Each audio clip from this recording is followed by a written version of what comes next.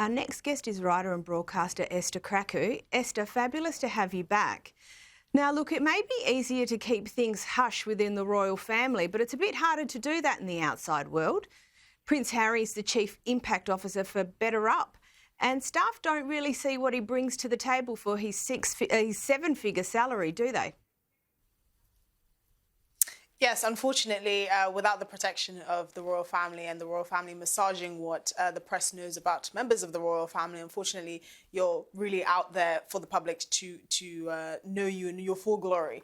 So basically, the company that Prince Harry is Chief Impact Officer of BetterUp, which is a life coaching company, has just laid off about 100 employees. And a few of those employees are grumbling, asking, what this particular individual, Prince Harry in this case, is doing to justify his seven-figure salary when allegedly the company's cutting back on staff members for whatever reason.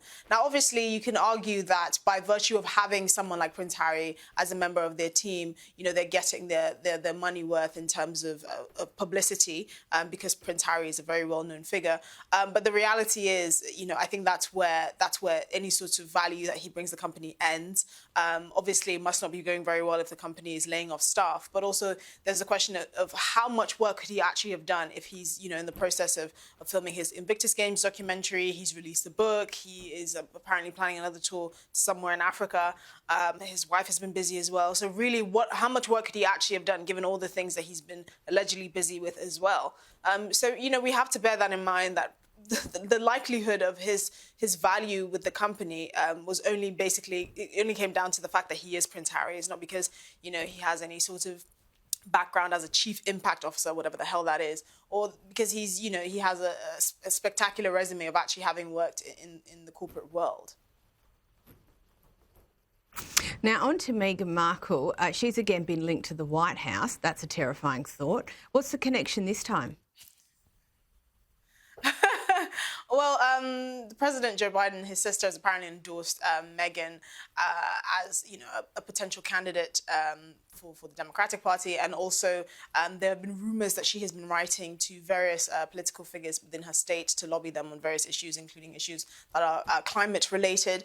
Now, this is not surprising given the fact that she's always been a vocal person politically. She started her first ad when she was 11, and she wrote to the president of the United States at the time, asking why an advert to do with dishwashing liquid had only women in it, and it kind of painted this idea that only women wash dishes, and it was painfully, sexist and all of that. So she's always been very politically conscious. We knew that. And when she obviously stepped into the royal family, she had to scale back on that. She had to delete her Instagram account. When Trump conducted a state visit to the UK, it was alleged that she didn't want to see him, so she excused herself from the occasion entirely. But obviously, we haven't had any confirmations from the Sussexes with regards to Meghan's political ambitions. But from what we're hearing is it wouldn't be out of character. One thing we have to remember is that in the US, brand recognition and name recognition is everything. If you're well known, your image to the public can always be massaged and rehabilitated. That's a better sort of starting point than being a complete unknown and trying to work your way up from there. So it would kind of make sense in that regard why someone like Meghan would be tapped on the shoulder to eventually enter into politics. It's kind of a similar strategy we've been seeing with people like Michelle Obama. People have been saying that, she might want to enter politics because she is an Obama and she has that name recognition. But really, we have to recognize that in the US, that's really how it works. It's the name first and then everything else later. I suspect that sort of route, if it is true, if she does want to enter into politics, might not work out that well for her because, she's only known as someone who married a British prince. She hasn't really had time to develop her image extensively in the American psyche. And I don't think that when she does, it'll be something that would really appeal to Americans. Crafting your image in politics is a very difficult thing to do. And if you're known for just marrying a prince, I suspect her politics will probably lean more left of centre, and she'll probably talk about issues like feminism and climate change. That won't really work out when your only claim to fame has been, marrying a prince. So it would be interesting to see if that does materialise. But at the moment, we haven't had any confirmations from the Sussexes camp. What I do find is interesting is that it's Joe Biden's sister. And this isn't the first time that she's said this either. Here is her making a similar comment last year. We welcome her to come in and join the Democratic Party. So you think she'll make a good potential candidate? one day maybe for president? Yes, perhaps. Of course she will. Do you think, Esther, and this is slightly more political perhaps than royal, but given where the Bidens are where Joe Biden is at the moment in the polls, might be doing her a disservice rather than helping her out for any potential presidential run? That is certainly a possibility. Look, you know, polling, well, where presidents tend to poll usually it varies widely across their presidency. Although we can see consistency with someone like Joe Biden in terms of his polling figures, it's something that's always up for debate.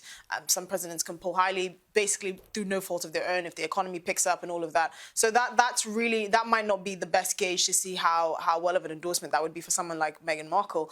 The bigger question is, how would she connect with the American public? It's obvious that, you know, if she was to go into politics, she would probably be a Democrat, and she would probably speak on issues like I was saying, like feminism, like climate change, like equality, I suspect, which is something that she'd be passionate about. But again, you know, how would someone like her connect with the American public when she has no history of any sort of service in public life?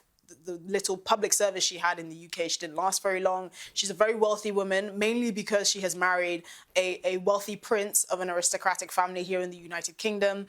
You know, a lot of the topics that she might seem to raise to try and connect with the American people might actually end up being hypocritical. I don't know to what extent she can play the race card, considering Kamala Harris already has first position on that. So it's more a question of, will she be able to connect with the American public, and will they find anything of substance? Even if the things that she does say resonates with a certain portion of the public, at the end of the day, if they kind of see her as a hypocrite or someone who's just, you know, putting on an act, that might not be the best way to connect with anyone, really. But it's not surprising that she's been tipped off to enter politics. It's something that, you know, most people expected, given the fact that she was fairly politically conscious even before she entered the royal family. The question is whether she will succeed at it. Now, last week we covered the Sussexes Beckham rift.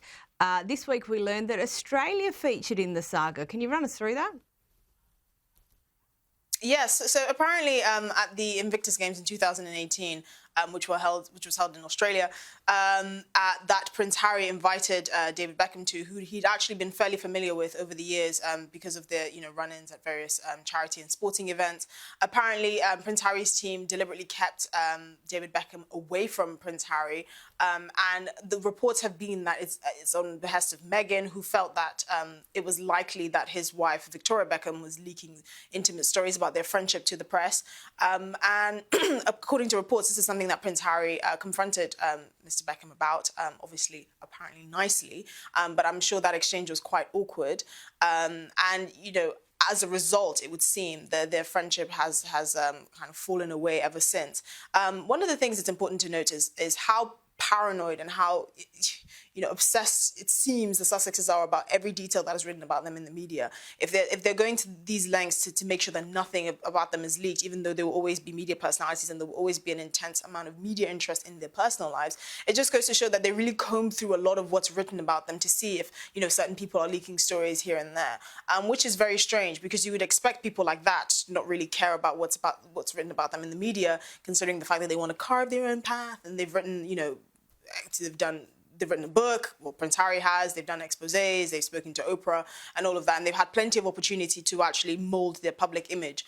It would seem that they still very much care whether people, well, members of the public are generally warming to them or not, which I find very strange. But I also find it strange that they would think people like the Beckhams, who have been in the public eye for a lot longer than at least Meghan Markle has, and have a lot more experience with publicity and the paparazzi and all of that, that they would be more careful with what they expose to the media if they do. I just find it a bit strange. It doesn't seem like something that is even in their character. This is not the Wagatha Christie scandal that happened here a few months ago. So that's basically the story between the Sussexes and the Beckhams. I would also like to point out that, you know, a lot of these celebrity friends that seem to be gravitating around the Sussexes, many of whom attended their wedding, it seems like, and at the time many people mentioned this, that there really is no link or connection between the Sussexes and these celebrities. They seem to hang around. I mean, there were reports that at the Sussexes' wedding, you had members of the royal family asking, oh, so how do you know the happy couple? And, you know, people like Georgia and Amal Clooney said, we don't, but who would turn down an opportunity to go to a royal wedding? So it it would draw into question why they seem so happy and even want to gravitate around sort of A-listers like Oprah Winfrey and Serena Williams and the Beckhams. If their main aim to being in the public life is public service, it does draw into question what their final aim is as well. Now let's move on to Prince Andrew, and we all remember that train wreck interview with Emily Maitlis. Here it is. One of Epstein's accusers, Virginia Roberts, has made allegations against you. She described dancing with you and you profusely sweating, and that she went on to have possibly... There's a slight problem with the sweating because I have a peculiar medical condition, which is that I don't sweat, or I didn't sweat at the time. Emily Maitlis has come out and said that she never intended to ruin the prince. Her reflections, they're quite interesting, aren't they? They are. We have to understand in the context of why someone like Emily Maitlis would even want to interview Prince Andrew. Obviously, it's a huge opportunity career-wise for her at the time as a BBC journalist, and any person in the media would have jumped up the opportunity to interview Prince Andrew and effectively lay these rumours of his friendship with Jeffrey Epstein to rest. What nobody was anticipating was how badly it went and how little self-awareness Prince Andrew seemed to have. Now, obviously, she said that the interview changed his life in a way that he never even anticipated himself, which is, true. But the reality is, once people hear that he is and continue to be friends with a convicted sex offender, most people turn off after that. There's really nothing you can say that can justify that. I mean, the interview was a complete car crash. He was, saying that he was an honourable man and it wasn't in his character to completely abandon what he considered a friend in need, given his legal troubles. But it's a lot more than that. And it just showed that Prince Andrew had no judgment. At the time that the interview was released, many people were questioning if there was anyone in the royal family that had the good sense to try and talk him out of doing that interview. Apparently, his daughters were very much in favour of it because they wanted their father to have his say and at least, give his side of the story to the public. But that couldn't have gone down worse. And it continues to be a huge headache for the royal family. He's been stripped of all his titles. He effectively has no place in public life. And it comes down to the fact that he was so lacking in any judgment and self-awareness that he thought doing that interview and conducting in the way that he did was a good idea. Emily Maitlis just happened to be one of the lucky few that actually had access to him to be able to get his side of the story at the time. But, I don't think anyone expected what we happened to see during that interview. Now, apparently, it's reported this week that Meghan is contemplating a book. Apparently, she's going to unload on Harry's shortcomings. Now, she's made some pretty questionable decisions thus far, but how does anyone think this is a good idea?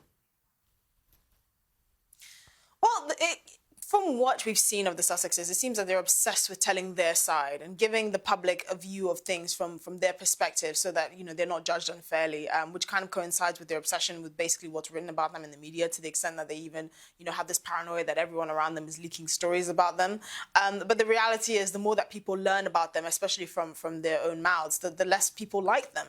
And that might be a bitter pill to swallow. Now, it's not surprising that Meghan is intending to write a book, allegedly, that includes details about Harry's shortcomings. I don't suspect that would be very good for their marriage. I can't imagine that a married couple would be very happy if either of their spouses, wrote a book that effectively displays all of their shortcomings and their problems for the rest of the world to see. But that the Sussexes have always seemed to try and brand themselves as a couple that's keeping it real and telling the truth and telling their side. So it wouldn't be something that's surprising.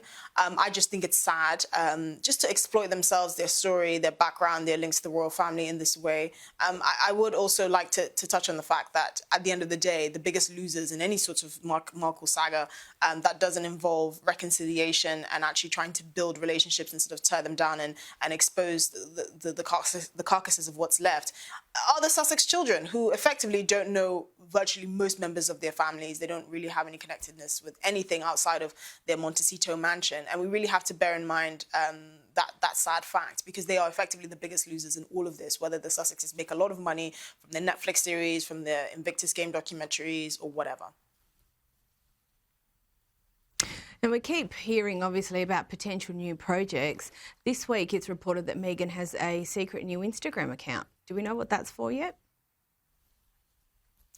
Yes, we actually can't confirm whether that's Meghan's secret Instagram account, but there have been reports and, stories that particular Instagram account, which has a handle, I believe, that says just Meghan, has gained over 45,000 followers in the space of, a few days. So clearly people are on the hunt for Meghan's secret Instagram account. I don't really see why. I think eventually, if that's what she's planning on becoming some sort of social media influencer in that way. It will come to light. I don't think she's the kind of person to shy away from extra publicity or attention.